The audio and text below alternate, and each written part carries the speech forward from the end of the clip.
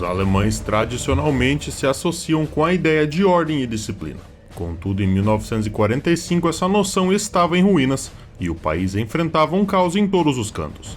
A violência dos meses finais da guerra, a destruição da infraestrutura, o colapso do governo, o grande número de refugiados e a chegada de milhões de soldados das forças ocupantes. O país estava em um estado de colapso onde as estruturas familiares tradicionais estavam enfraquecidas, a criminalidade aumentava rapidamente e os jovens estavam descontrolados. Um dos principais fatores que contribuía para essa sensação de insegurança era a ausência de segurança pública. A polícia alemã, que antes aterrorizava tanto os cidadãos quanto os estrangeiros sob o regime do Terceiro Reich, já não conseguia impedir mais os crimes comuns de forma eficaz.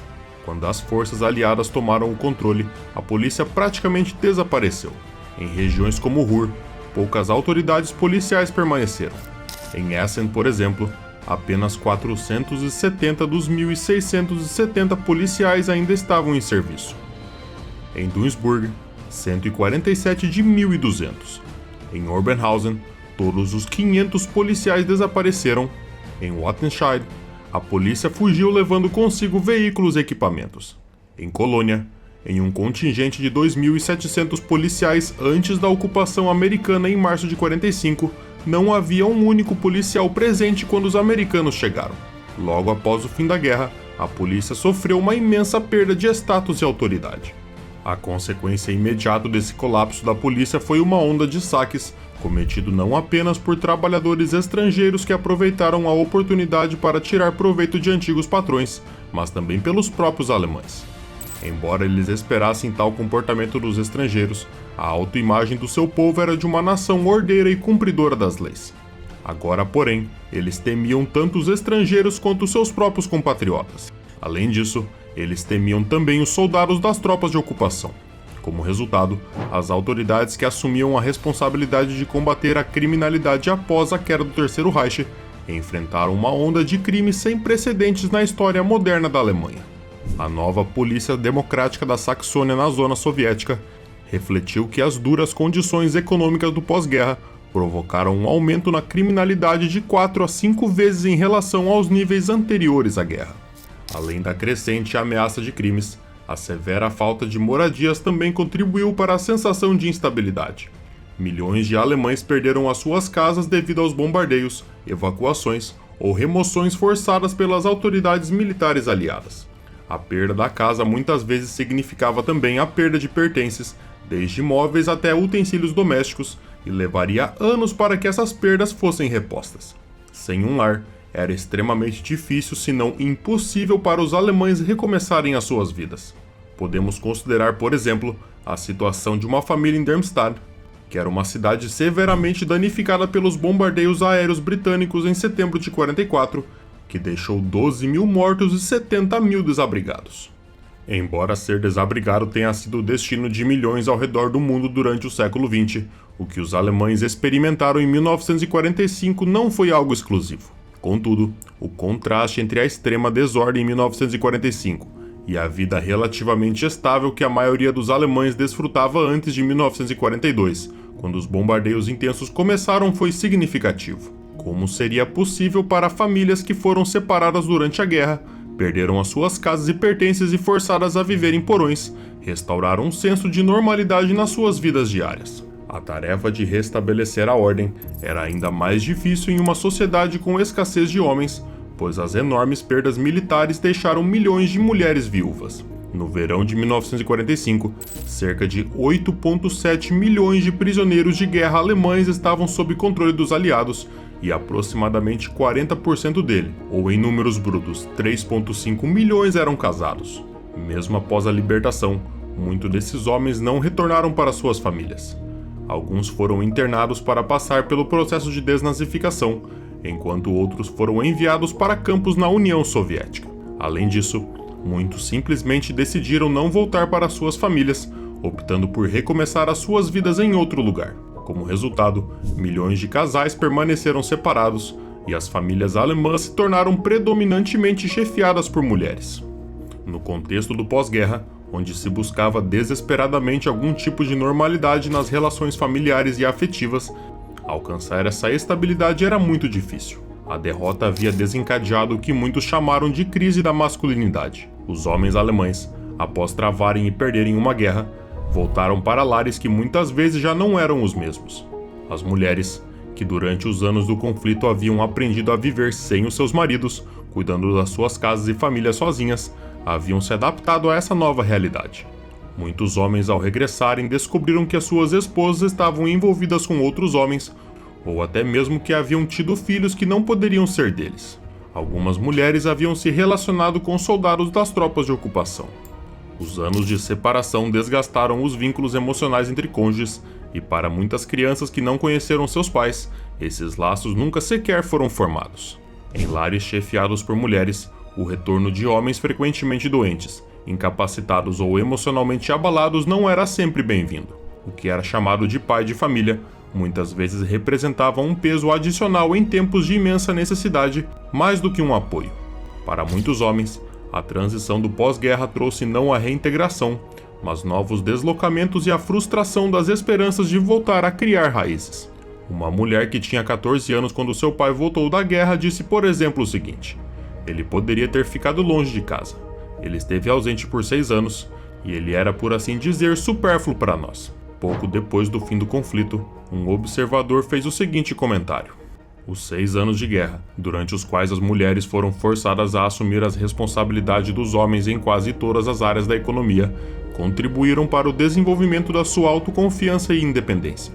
Isso acabou por desafiar a ideia de subordinação da mulher ao homem, que era uma noção que fora incentivada pelo regime nazista.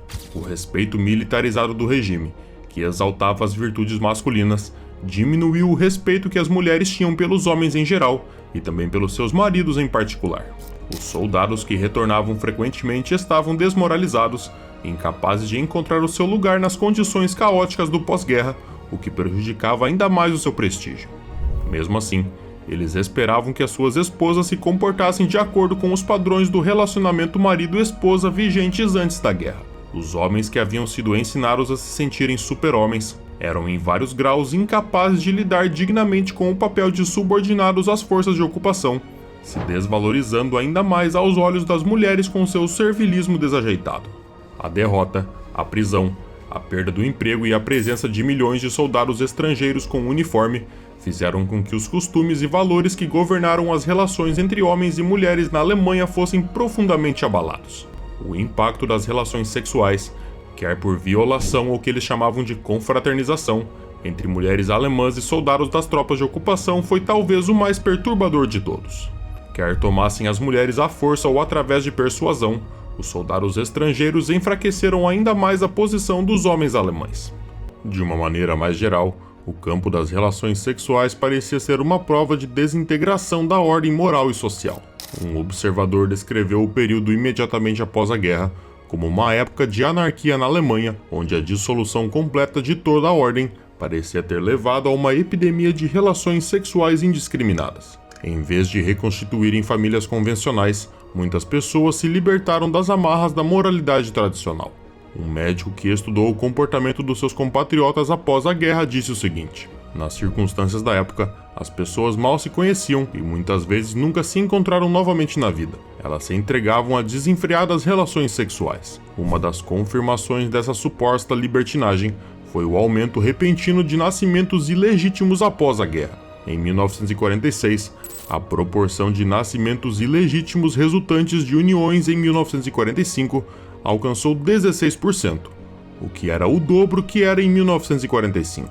Em janeiro de 1946, 27,4% de todos os nascimentos nas zonas ocidentais de ocupação eram ilegítimos. Em fevereiro, 25,6% e em março, 20,9%. E ao final do ano, essa cifra voltou aos 13,5%. No entanto, o aumento nos nascimentos ilegítimos foi menos significativo do que aparentava. Uma parte considerável, estimada em 30% dos filhos nascidos de pais não casados à época do nascimento, foram legitimados pelo casamento subsequente dos pais. Além disso, cerca de 1/6 das crianças nascidas fora do casamento na Alemanha Ocidental em 1946 eram o que eles chamavam filhos da ocupação, cujos pais faziam parte das forças de ocupação, e o número dessas crianças diminuiu drasticamente nos anos seguintes. A preocupação com a ordem social e moral também foi agravada pela disseminação de doenças venéreas. Embora essa não fosse uma questão nova, o colapso da moralidade, associado à proliferação de doenças sexualmente transmissíveis, se tornou um foco de atenção durante e após a Primeira Guerra Mundial. No período que se seguiu ao fim da Segunda Guerra, quando as condições eram muito mais caóticas, essa preocupação se tornou ainda mais visível e previsível.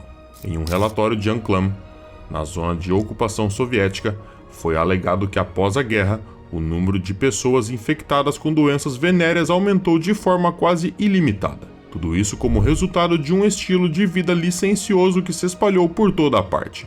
As autoridades de ocupação temiam que as mulheres alemãs, tendo perdido seus padrões morais e enfrentando dificuldades econômicas extremas, acabassem infectando os soldados das forças aliadas.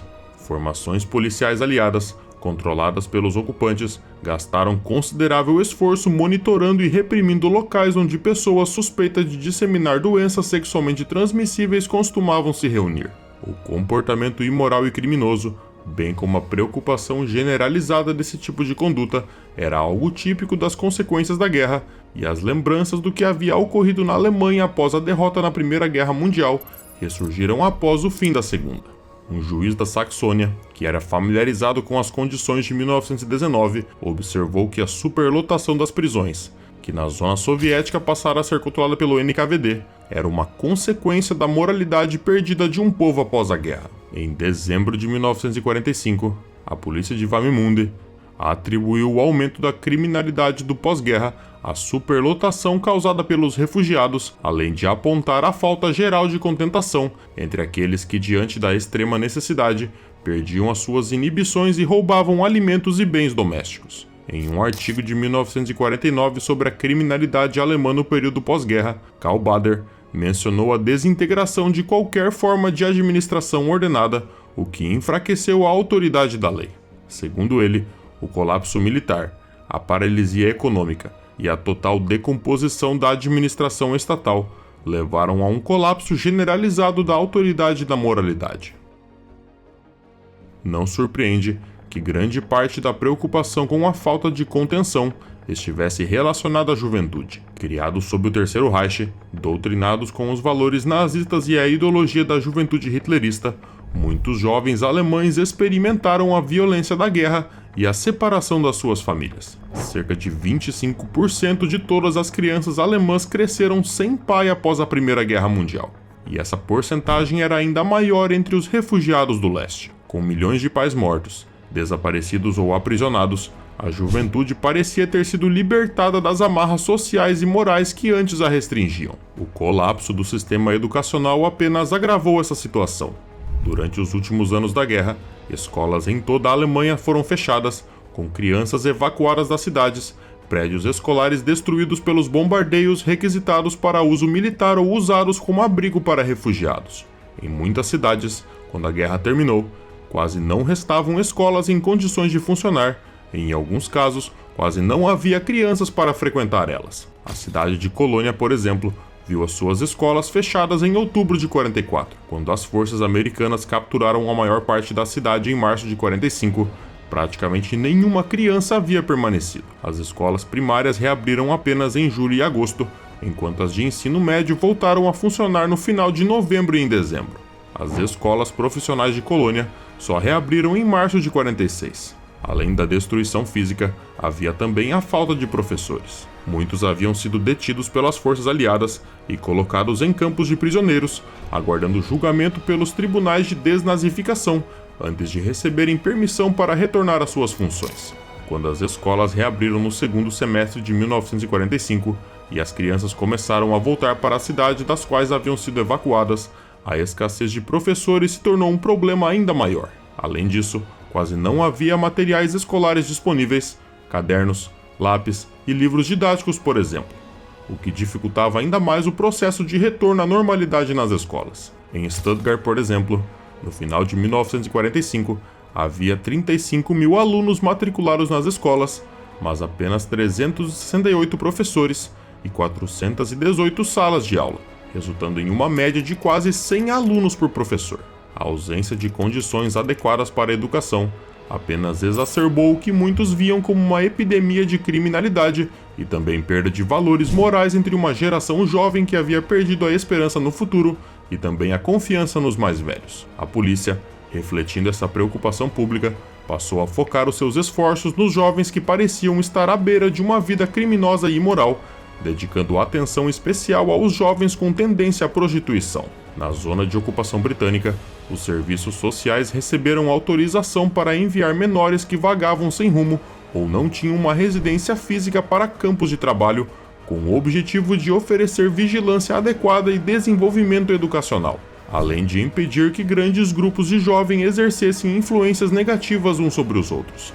Em 1946, ao justificar uma proposta de lei sobre trabalho e educação, a Secretaria da Juventude de Hamburgo citou a crescente desmoralização da juventude e a criminalidade juvenil, que após a Segunda Guerra Mundial assumiu formas infinitamente maiores e mais cruéis.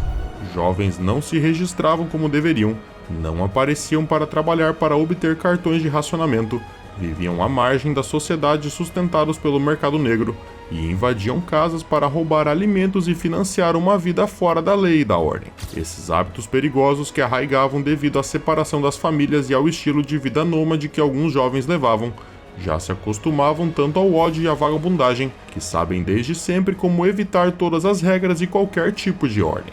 A crescente preocupação com o comportamento dos jovens era um reflexo do temor generalizado que as gerações mais novas estavam se desviando dos padrões esperados pelos adultos e também pelos líderes políticos. Isso era uma realidade tanto na zona de ocupação soviética quanto nas zonas ocidentais. No verão de 45, um secretário da Juventude Comunista expressou a sua frustração com o declínio moral lamentável exibido pelos jovens. Em Berlim, comunistas ficaram alarmados com o número de jovens que frequentavam bares e salões de dança, levando eles a tentar proibir a entrada de menores de 16 anos e também o consumo de bebidas alcoólicas nesses locais. Em uma conferência com cerca de 55 jovens trabalhadores exemplares em Berlim, Heinz Kessler, que havia desertado para a União Soviética e mais tarde se tornaria o último ministro de defesa da República Democrática Alemã, se queixou de que o nível entre os jovens é muito baixo e eles precisavam descobrir novas maneiras de engajar a juventude.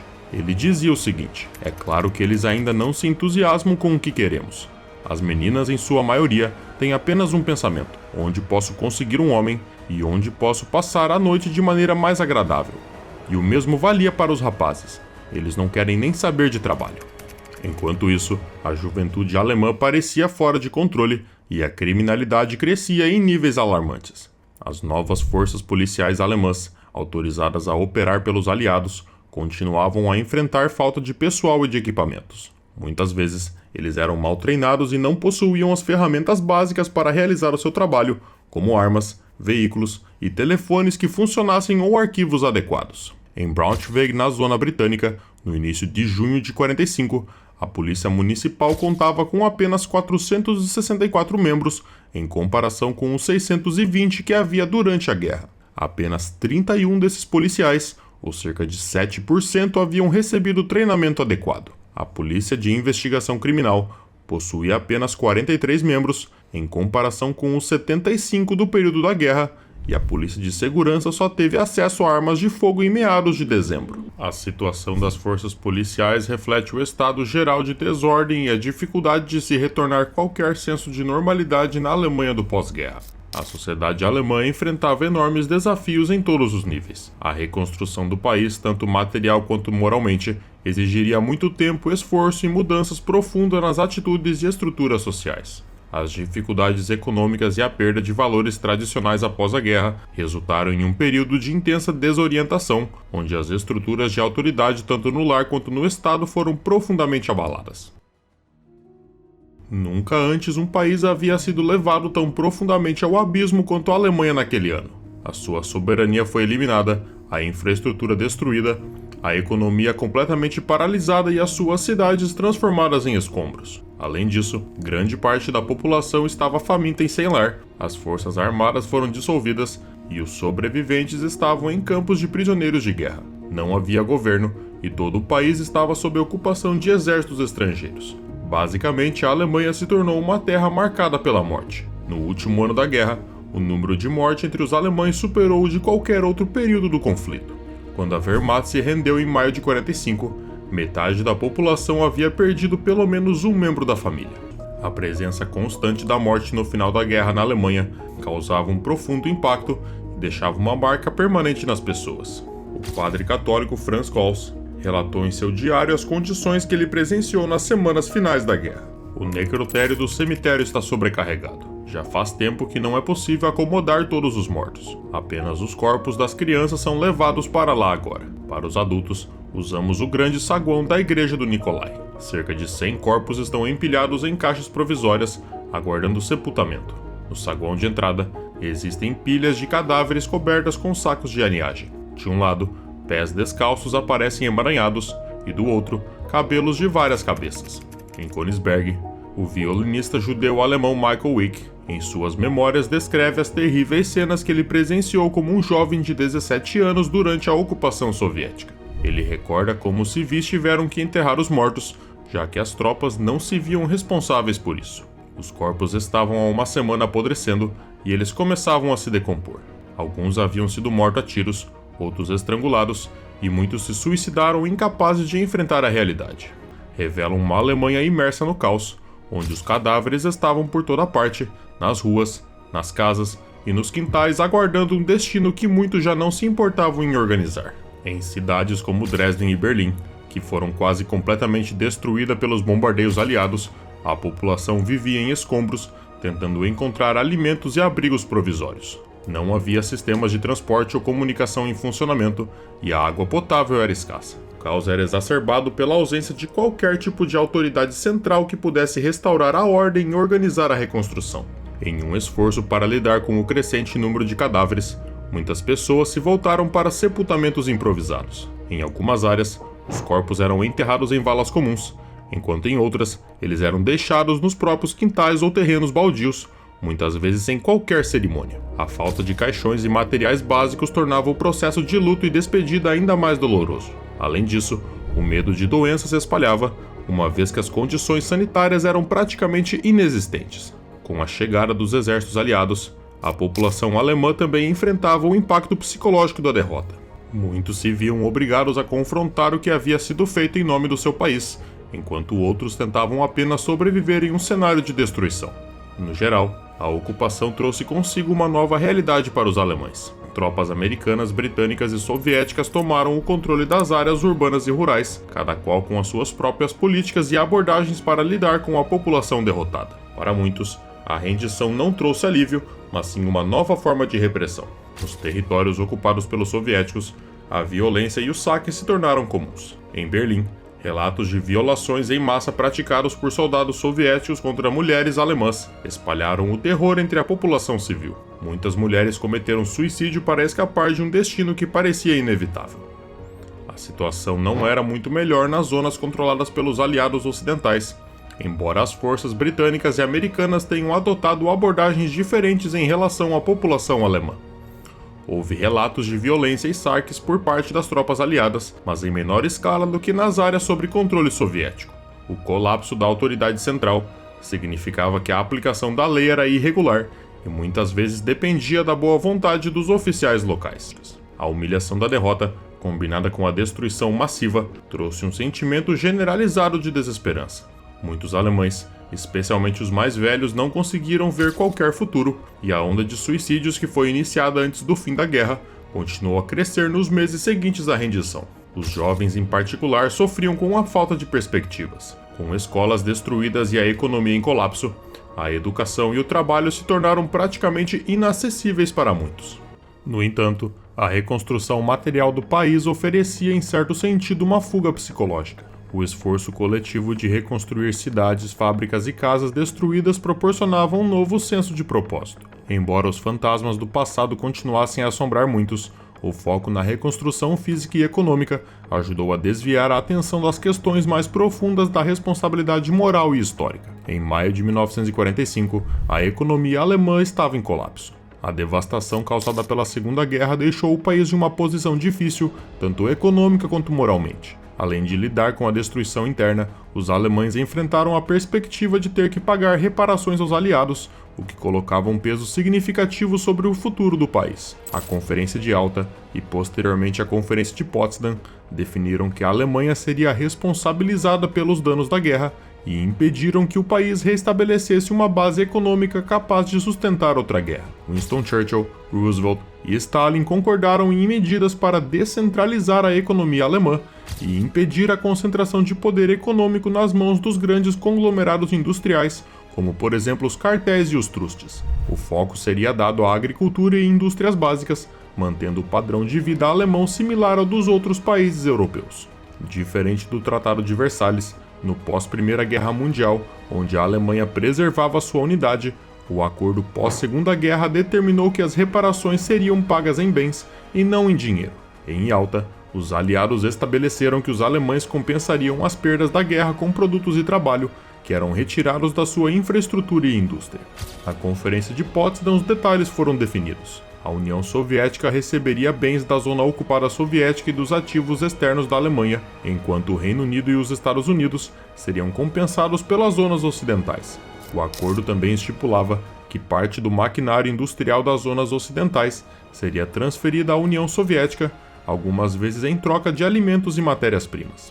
Ainda que a opinião pública tendesse a associar a destruição industrial com a ocupação soviética, as zonas ocidentais também enfrentaram desmantelamento de fábricas. Esse processo nas zonas britânica e americana terminou em 46, quando as tensões entre os blocos aumentaram. A Conferência de Reparações de Paris, que foi realizada entre setembro e dezembro de 45, envolveu 18 países, com exceção da União Soviética e da Polônia, e organizou a distribuição das reparações, mas não impediu que franceses e soviéticos realizassem transferências de ativos alemães com intensidade ainda maior nas zonas de ocupação. Além das reparações, a Alemanha também enfrentou desafios internos. Durante o regime nazista, a guerra foi financiada através de aumentos de impostos e impressões de dinheiro, além de saques em regiões ocupadas. Em 1942, Göring declarou que em caso de fome seriam os outros a passar necessidade e não os alemães. No entanto, após a derrota, essa proteção garantida pela exploração alheia desapareceu. Os alemães enfrentaram a fome e tiveram que arcar com os custos da ocupação e das reparações, justamente quando a economia agrícola e industrial estava em ruínas. No início da guerra, a produção agrícola nacional alemã cobria 83% das necessidades, com o restante vindo das importações. E durante o conflito, essa deficiência foi suprida pela apropriação de alimento das áreas ocupadas pela Wehrmacht. Mas com o fim da guerra, a Alemanha não tinha mais como importar ou confiscar produtos agrícolas de outros países, nem a possibilidade de trocar produtos industriais por alimentos. Ao mesmo tempo, a perda das províncias orientais significava que o país havia isolado das suas principais áreas agrícolas, o que aumentou consideravelmente o número de pessoas a serem alimentadas por hectare de terra cultivada.